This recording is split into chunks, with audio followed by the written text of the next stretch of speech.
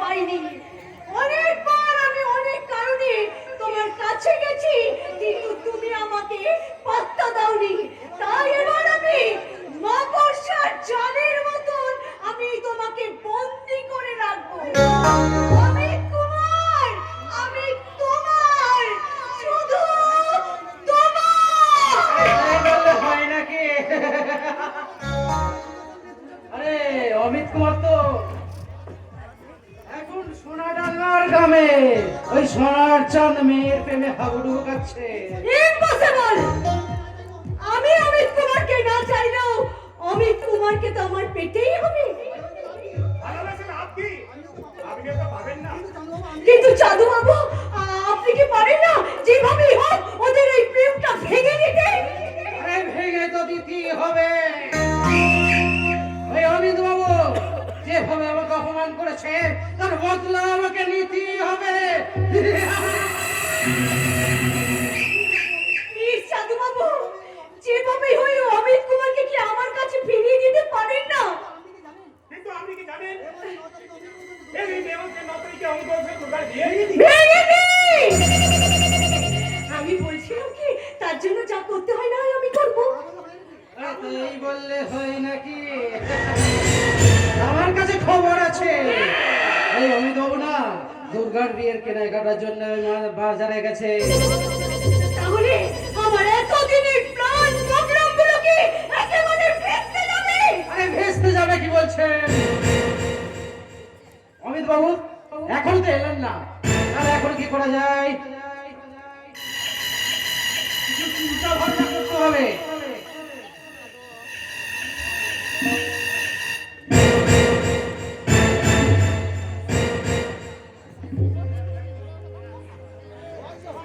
এই দুটো ব্যাগকে এখানে রেখে বাকি তুমি ব্যাগগুলো গাড়ি থেকে নামিয়ে আমার ঘরে রেখে এসো। ঠিক আছে স্যার। ঠিক আছে, রাখো এখানে, রাখো রাখো রাখো, যাও বাড়িতে থাকবে। আবার সে হাত কুটকুট করছে, মাথা চুলকাচ্ছে। যাও, আমি ঠিক ব্যবস্থা করে দেবো। বাড়িতে থাকবে, কোথাও যেন যাবে না। এগুলো কি স্যার? আমার কিছু প্রয়োজনীয় জিনিসপত্র। মনে হচ্ছে নতুন জামা কাপড়। আরে ও আপনি জানেন না মলি দেবী? আরে স্যার তো বিয়ের বাজার করতে মার্কেটে চাঁদু গেছে। বাবু! স্যার আপনি আমার গানের প্রোগ্রামে বুকিং করেন, বাট আমার পার্সোনাল লাইফ নিয়ে আপনি ইন্টারফেয়ার করতে আসবেন না। আপনি কিন্তু যে কাজটা করতে যাচ্ছেন সেটা কিন্তু ভালো করছেন না। মানে মানে এই মলি দেবীকে কাঁদিয়ে আপনি কেন শুধু শুধু দুর্গার প্রেমে হাবুডুবু What? খাচ্ছেন? কি বলতে চাইছেন আপনি? স্যার ধমক দেবেন না। হ্যাঁ, চাঁদু বাবুকে অপমান করবেন না স্যার, কারণ আমি না জানলেও আপনি হয়তো বুঝতে পারছেন না আমি আপনাকে কত ভালোবাসি। আকাশের চাঁদকে কেউ যদি ভুল করে হাত ধরে ধরতে দেয় না, তাকে সারা জীবনে আকাশের চাঁদ দিকে হাত বাড়িয়ে থাকতে হয় মণি দেবী। সেই চাঁদের স্পর্শ সে কোনোদিনে পায় না মণি দেবী। কিন্তু স্যার এই মলি দেবী হচ্ছে আপনার বিয়ে, ওনার কথাটা একটু ভেবে চিন্তে দেখবেন স্যার। আজ আপনাকে একটা কথা না বলে পারছি না চাঁদবাবু। কি কথা? মণি দেবী আমার পিএস, মানে পার্সোনাল সেক্রেটারি, বাট আপনি বাংলা কথায় যাকে বলেন দালাল। স্যার হাঁস মুরগি গরু ছাগলের দালালি করছেন, করুন না। দয়া করে আমাকে নিয়ে দালালি করতে আসবেন না। হ্যাঁ, আপনি কিন্তু ভুল করছেন। আমি আমি হচ্ছে আপনার ফ্যান। তাই? আপনার যাতে ভালো হয় আমি সেই চেষ্টাই করব স্যার। তাই তাই আপনি কিন্তু এই দুর্গাকে ভুলে এই মণি দেবীকে বিয়ে করুন। হ্যাঁ স্যার, হ্যাঁ? আমিও আপনার খুব ভালোবাসি। তাই নাকি? চামড়া একটু ঠিক কথাই বলেছে। দুর্গাকে আর স্যার একটু কথাটা ভেবে দেখবেন। আর দেখুন এই মণি দেবীর অসহায় মুখটা। বিশ্বাস করুন স্যার, বিশ্বাস করুন। কোনো মেয়ের এই দীর্ঘশ্বাস কোনো উচিত নাই। নমস্কার, চলি স্যার, চলি। ইডিয়েট! স্যার, হ্যাঁ, বলুন বলুন বলুন। আচ্ছা আমার মধ্যে কি নেই স্যার? কি আছে? কি আছে আপনার মধ্যে? একজন মহিলার মধ্যে যা যা গুণ থাকা দরকার না, তা কোনোটাই আপনার মধ্যে নেই মণি দেবী। কি নেই বলুন? লজ্জা, লজ্জার শরম বোধ থাকলে আপনি নির্লজ্জের মতো একজন পরপুরুষের কাছে এইভাবে বিয়ে দিতেন না। আপনি কি দেখতে পান না স্যার, আমি আপনার জন্য আমার এই যৌবনটাকে নারী যৌবন বাজারে আলু পটল ঝিঙের মতো নয় যে সাজিয়ে রাখলে বিক্রি হবে। বাজারে আলু পটল ঝিঙে পটল সাজিয়ে রাখলে বিক্রি হয়, আর পতিতালয়ে পতিতা সেজে দাঁড়িয়ে থাকলে যৌবন বিক্রি হয়। আর ভদ্র সমাজে বাস করে এই সমাজটাকে পতিতালয় বানাতে চাইবেন না মলি দেবী। আপনি আমাকে পতিতালয়ের সঙ্গে তুলনা করছেন? কাকের পিছনে ময়ূর পুচ্ছ লাগালে কাক কিন্তু ময়ূর হয়ে যায় না মলি দেবী, কাক কাকই থাকে। আমি দেব মন্দিরে পূজারিনীকে পছন্দ করি, বাট উগ্র যৌবনা পশাইয়ের দিকে আমি ফিরেও তাকাই না। এরপর যদি আপনি আমাকে ডিস্টার্ব করতেছেন না, তাহলে আমি আপনাকে বরখাস্ত করতে বাধ্য হব। আরে দুর্গা, তুমি আমার কাছে কি করে এলে? হ্যাঁ, দিয়েছিলাম তো। সেই কার্ডে আপনার ঠিকানাটা লেখা ছিল, সেই ঠিকানাটা দেখেই আমি এখানে চলে এসেছি। আপনারা কথা বলুন স্যার, আমি বরঞ্চ আমার রুমে যাচ্ছি। দরকার হলে নয় আপনাকে আমাকে দেখে নেবে। আসি।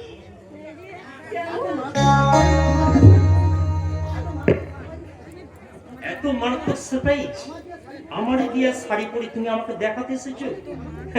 আমার যে কি আনন্দ হচ্ছে না দুর্গা, আমি তোমাকে প্রকাশ করতে পারবো না। Thank you so much Durga, thank you so much. কি হলো দুর্গা, এক দৃষ্টিতে তুমি আমার দিকে তাকিয়ে কি দেখছো? ভালো হয়েছে, ভীষণ ভালো হয়েছে। আমি তোমার জন্য যে সকল জামা কাপড় কিনে এনেছি না, তা তুমি নিজের চোখে সব দেখে নিতে পারবে। এই দেখো তোমার জন্য এই রানী কালারের বেনারসি শাড়িটা, এটা তুমি পরলে না তোমাকে দারুণ লাগবে। আর একটা কাঞ্জিবরম শাড়ি আছে, এটা তুমি খুলছো যেদিন রাতে পরবে, তোমার কাছে লাগবে না? আরো 10খানি শাড়ি আমার রুমে রাখা আছে, সেগুলো তোমার আমার বিয়ের পর বাড়িতে তুমি একটা একটা করে প্রতিদিন পরবে। আর তোমার বাবার জন্য কয়েকটা ধুতি, দাদা দিদিদের জন্য কয়েকটা হচ্ছে শাড়ি, আর এখানে প্যান্ট শার্টের পিস এনেছি, সব আমার রুমে রাখা আছে। আর কোনো জিনিস অপছন্দ হলে তুমি কিন্তু আমাকে বলে দুর্গা। আমি ওই সমস্ত শাড়ি কাপড় জামা দেখতে এখানে আসিনি। ও, তুমি তাহলে শাড়ি গয়না দেখবে না? আর ঠিক আছে, তুমি তাহলে গয়নাগুলো দেখো। আমি মাধব জুয়েলার্স থেকে তোমার জন্য চুড়ি, গলার হার, আংটি, আমি সব ডবল ডবল সেট কিনে এনেছি। কোনোটা বড় সেটা কি নাম বলো? তুমি এসেছো, ভীষণ ভালো হয়েছে। আগে আপনি আমার কথাটা একটু ভালো করে শুনুন না। মানে আমি তোমার কোনো কথাই শুনবো না। আর মাত্র 7 দিন আছে তোমার আমার বিয়ে হতে হবে। আমার মনে হচ্ছে বিয়েটা বোধহয় আজ হলেই ভালো হতো। আমার কাছে পৃথিবীর থেকে সুন্দর তুমি। আরে আমার আসল কথা তো আপনি শুনুন। আমি তোমার কোনো কথাই শুনবো না। আর তুমি কিছু না করলেও এই যে ডায়মন্ড ওয়াশন হাটটা করেছো, তোমাকে দেখে যা লাগছে না, দারুণ লাগছে। লজ্জা পাচ্ছ কেন দুর্গা? তুমি বারণ করলেও আমি তো তোমাকে ওটা হাটটা করিয়ে দিয়েছি। আর তুমি যদি কষ্ট পেতে আমাকে দিতে না চাও, তাহলে তুমি হাটটা কি সারা জীবন তুমি গলায় পরে রাখবে। তোমার মুখটা যেন মনে হচ্ছে প্রদীপের আলো ছোটা।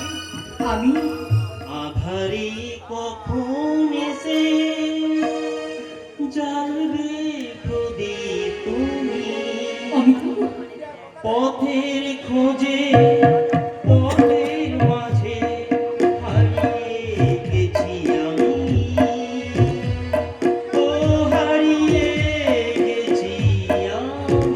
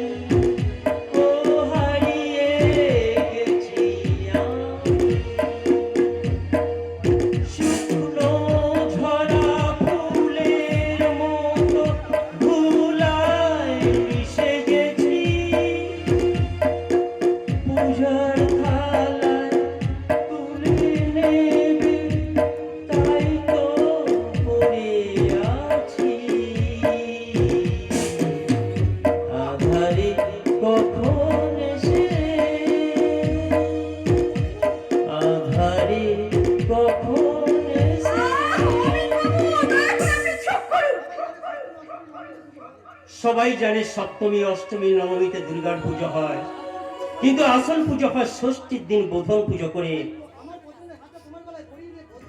তাই আমার পছন্দের হারটা তোমার গলায় পরিয়ে দিয়ে আমি আজ বোধন পুজোটা সেরে ফেললাম দুর্গা। কিন্তু আমি যে আমার একটা জরুরি কথা বলতে আপনার কাছে এসেছি অমিতবাবু। বলো বলো, তোমার কি সেই জরুরি কথা? আপনি বলেন সপ্তমী অষ্টমী নবমীতে দুর্গা পুজো হয়, কিন্তু প্রথম পুজো শুরু হয় বোধনের দিন, সেটা হলো ষষ্ঠীর দিন। হ্যাঁ। কিন্তু দশমীতে হয় বিসর্জন, সে কথাটা কিন্তু আপনি বললেন না। দশমী? তাই আমি আপনাকে বলছি, আপনি হাতটা পরিয়ে দিয়ে যেমন বোধন পুজো শুরু করেছেন, আপনার দিয়ে এই হাতটা খুলে দিয়ে আমি বিসর্জন করে আপনার সাথে সমস্ত সম্পর্ক ত্যাগ করতে চাই। দুর্গা, আমার অপরাধ দুর্গা। আপনার কোনো অপরাধ নেই, আপনার কোনো অন্যায় নেই। বিশ্বাস করুন, যা অন্যায় করেছি শুধু একমাত্র আমি করেছি। আমি তুমি অন্যায় করছো, কি অন্যায় করো দুর্গা? একটা কথা আমি আমার বাবার কাছে হ্যাঁ, বলো, বলো, লুকিয়েছি। বলো, আমি একটা সত্যি কথা এখন পর্যন্ত কাউকে বলতে পারিনি। আমি আমাদের পাড়ায় পবিত্র বলে একটা ছেলেকে পবিত্র? ভীষণ ভালোবাসি। পবিত্র আমাকে খুব ভালোবাসে। আপনি চলে আসার পর জানেন কি হয়েছিল? পবিত্র আমার জন্য অপেক্ষা করছিল, ঠিক সেই মুহূর্তে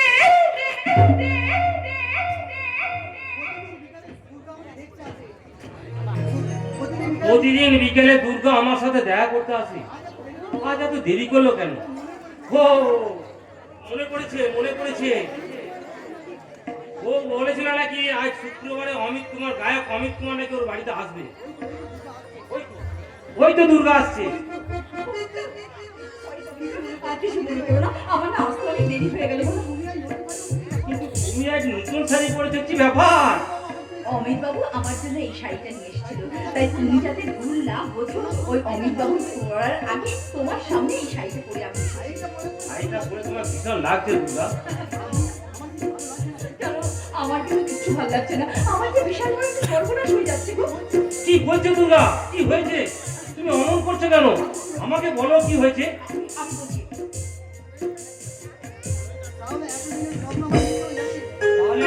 তাহলে এতদিনের স্বপ্ন কি সব মিথ্যা হয়ে যাবে দুর্গা?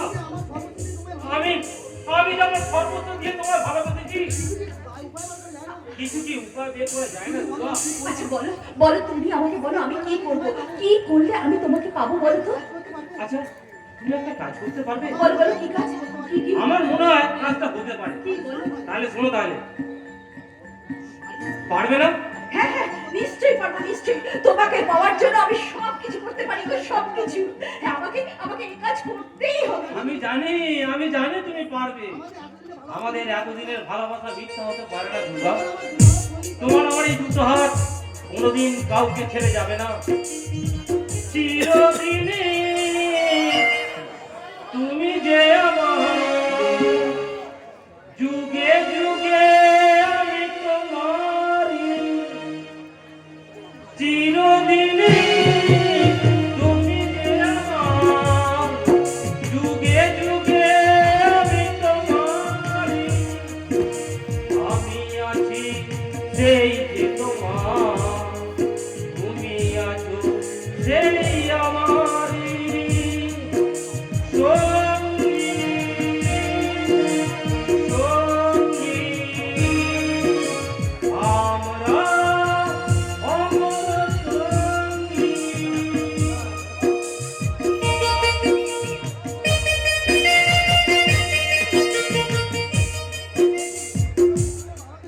সেটি দুর্গা, এই কথা তুমি তোমার বাবাকে বলোনি কেন?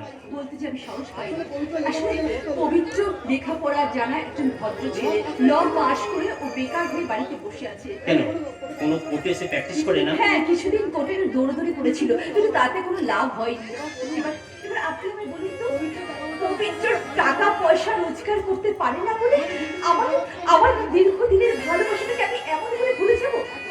একটা সহজ নিষ্পাপ ছেলেকে আমি এমন করে আঘাত দেব?